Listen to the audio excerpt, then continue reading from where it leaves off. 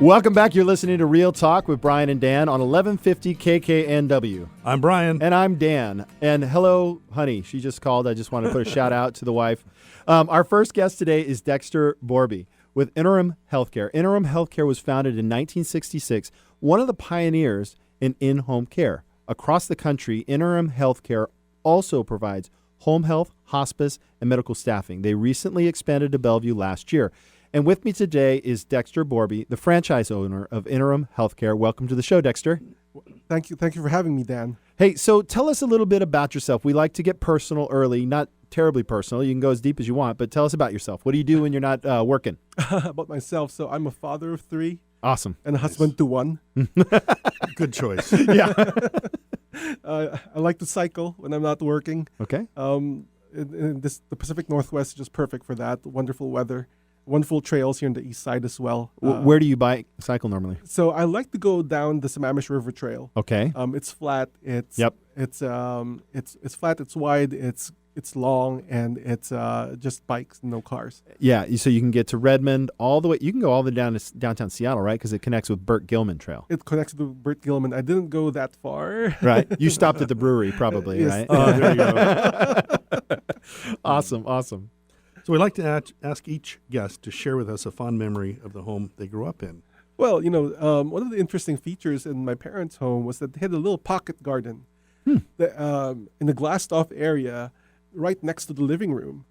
And interesting. That was very interesting. It was open to the air. It was grilled on top, of course, to prevent things from coming in, but provided a lot of natural light throughout the house. Nice. And provided a little oasis in the middle of otherwise what would be like a room. Nice. And so I thought that was interesting. I've never seen anything else like that. They have vegetables and fruits grown in there? Or? No. There was it looked more like a Zen garden than than a garden patch, but but it was nice because in the Northwest, sunlight can be a challenge. So it's nice to have those features in your home. So let's talk about Interim HealthCare. What is in-home care?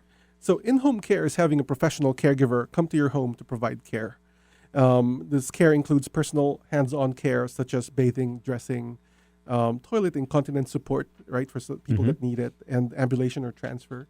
It also includes some homemaking support such as meal preparation, laundry, light housekeeping, errands, and transportation, and some companionship care such as doing activities with the clients, whether it's encouraging them to do their physical therapy and supporting them so they're safe throughout it, or taking them to their favorite events and activities. So what is the difference between home health and hospice? Home care, home health, and hospice. So home health is when medical treatment is provided at the home, such as when somebody needs medical infusion or wound care by a nurse, or physical or occupational therapy provided at the home for people who are homebound. Hospice care is given when the patient is given typically 6 months or less to live, and the focus of the care moves to palliative care or care for comfort. Home care works in conjunction with both of them. When you have home health, for example, you have a nurse or physical therapist come in once or twice a week. But for the remainder of hours that the client or the patient is there at home and needs help, say transferring to a wheelchair, go to the bathroom, prepare meals for them, the home care aide helps do that. So what? How long has Interim been here in Bellevue? So we opened in Bellevue in September of last year. And you decided to go into this business with Interim, right? Yes. Okay. What drove you to that? What was the man, you know what? This is something I really believe in. What put you? I'm going off your script. Oh no, that's completely great. That's, tell me. That's wonderful. What got you to say no? This is something I believe in. Yeah, so 3 things. I think one is if you think about everyone in their careers, everyone has about 45 or 50 years in their career, right? From the time you're 20 to the time you're 65 or 70, more if you're lucky. And after reaching the halfway mark in mind, I told myself, what am I going to do for the rest of my career? What do I want to see when I'm 65 or 70 and I look back and say, this is what I did, right? Interim HealthCare impressed me on many fronts. One, of course, is that they have a long tradition of providing care and commitment to their mission and to excellence and quality of care. But how it became alive to me was when I met with them at their corporate offices in Sunrise, Florida, and they toured me around the back to meet the corporate staff. And I realized that about 2/3 or more of their corporate staff had more than 20 years of tenure with the company, which is something you don't see very often Right. anymore. Gotcha. And for a company that's been around for so long and is focused on its mission, that was the proof of the pudding to me. Mm-hmm. Hmm. Awesome. Interesting. So along that, and I'm sorry I shifted, but it's you think about the passion involved with because you can hear that when I asked you those questions, and to know that the people there had been there for a long time, so they cared about it. So I'm going to switch us back. So we talked about what is home care, and this is probably the why, right? Which is what got you involved. Why in-home care? Yeah. Well, if you look at some of the numbers, the AARP did a survey on housing and community preferences, and they said that 86% of adults 65 and older prefer to age in place or age in their Right. own home. And most people don't realize that in-home care is an option for them so that they can remain safe and comfortable in their own homes. Yeah. And Brian, Yeah. we see that when we interact with clients. Right. We're talking to people about moving out of their home that they've been in 40 years. Making that choice is not one that's made, lightly. Right. So if you can facilitate that longer, that's even better. So often we help people move to a senior living situation. Mm-hmm. So what about going into senior living situation? Is that Senior you provide- homes? Yeah. No, senior homes are wonderful, and many of them provide amenities for community and socialization, and some of them have memory care and dementia care for people that need that. When we provide in-home care, it can be whatever home is. So we actually also work with independent living communities, assisted living communities that will allow private duty caregivers to come in and provide additional support for the residents that live there.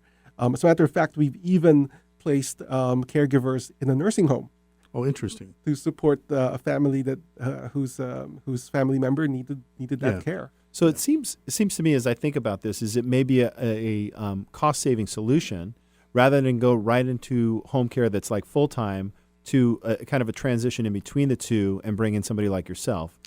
Not without looking at the paper, it just seems like that's a hybrid. It's being flexible, right? It does definitely add a lot of flexibility because we'll work with the family regarding how much care they need, and they can tell us whether they want it to be for and how many times a week their caregivers would come. So there's a lot of flexibility added into it. The family helps determine what the plan of care would be.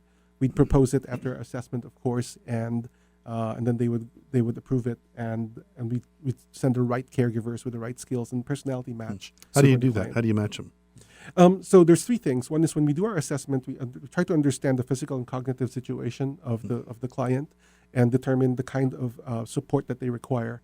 In the industry, there's a term we call activities of daily living, or ADLs, and you might have heard about this. And so we match. We from that we determine what kind of support they require from the caregiver. Whether it's a caregiver that can transfer them safely from the bed to the wheelchair, and the client weighs more than 200 pounds, or a caregiver who understands the symptoms of Parkinson's and knows how to support the client suffering from it, right?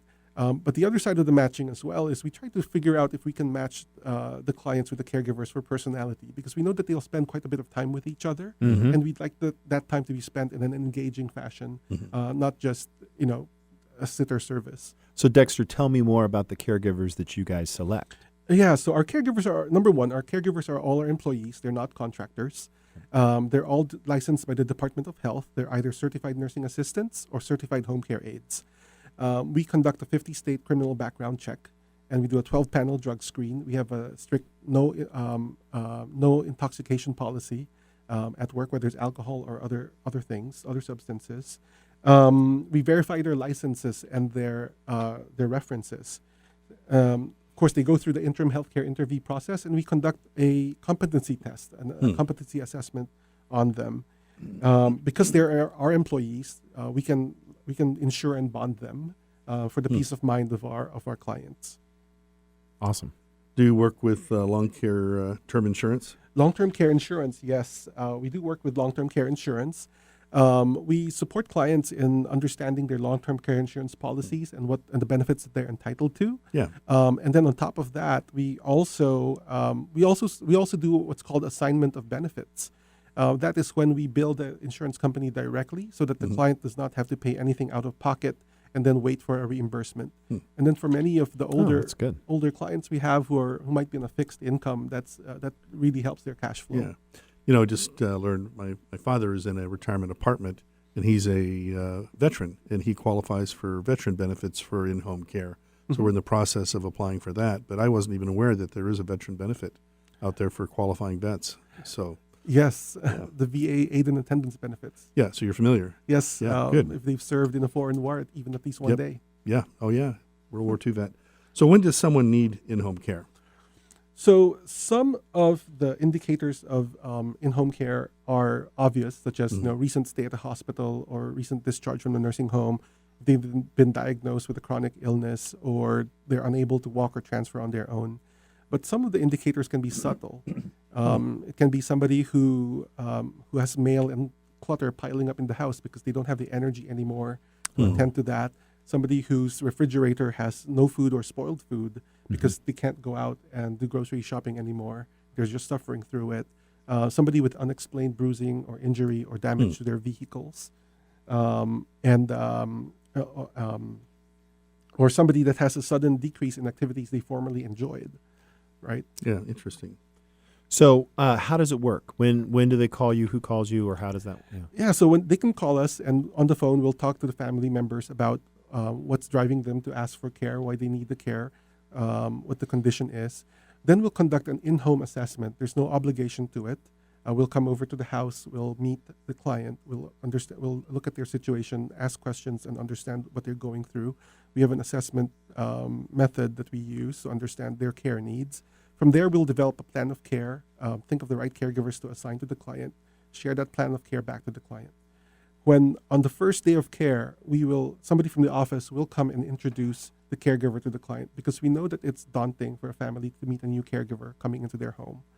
And then after the first shift, we'll call up the client and ask how it went. We want to make sure that everything goes well from the get-go. Awesome. What makes you different from the other companies in the area? So I'll answer this in a roundabout fashion, because everyone will say the same things, right? But there's a venture capitalist named Ben Horowitz who wrote a book called The Hard Thing About Hard Things. And in his book, he says that many companies often look for a silver bullet, that one product or service that will make them win in the market. But he says that silver bullets are really not real. It's just lead bullets and lots of it. We call them unicorns in our business. Yeah. There's lead bullets and lots of it. And that's the way we treat it in our business. And the way we do it is we pay attention to the small things. When a caregiver comes to our office for an interview, how are they greeted? What do they see when they come in? Are they offered the beverage? Are they offered a seat? Do we apologize to them if they have to wait for their interview? We treat them like a professional. And in turn communicate that they are professionals and that's what's expected of them when they are at their clients' homes. That's just one example. That's great. One of the little lead bullets. Nice. Detail. I love it. Dexter, thank you so much for joining us today. It's my pleasure. Thank you for having me. Really loved having you here. After the break, we have in studio Glenn McMillan from Eastside Auto Works, who will be discussing how your current vehicle is the second largest investment next to your home and how it needs to be maintained. We'll be right back.